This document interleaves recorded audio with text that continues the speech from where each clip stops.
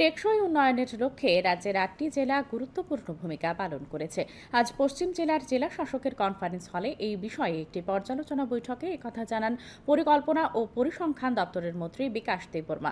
বৈঠকে উপস্থিত ছিলেন দপ্তরের বিশেষ সচিব অভিষেক চন্দ, জেলা শাসক ডাক্তার বিশাল কুমার সহ আরক্ষা প্রশাসন এবং সংশ্লিষ্ট দপ্তরের বিভিন্ন আধিকারিকরা।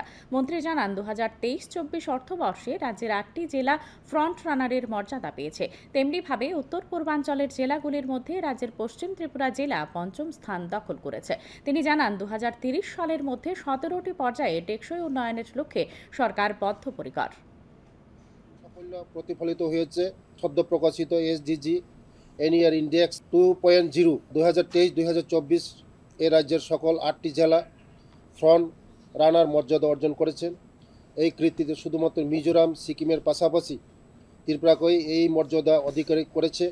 বিশেষভাবে গোমতী জেলা উত্তর পূর্বাঞ্চলের তৃতীয় স্থান অধিকার করেছে স্কোর 78.79 এবং পশ্চিম ত্রিপুরা পঞ্চম স্থান অধিকার করেছেন স্কোর 77.64। এই র্যাঙ্কিং শুধুমাত্র জেলা প্রশাসনের সক্রিয় ভূমিকা নয়, বরং আমাদের জনগণ কেন্দ্রিক নীতি ও কার্যকর গ্রামীণ শাসনের প্রতিফলন।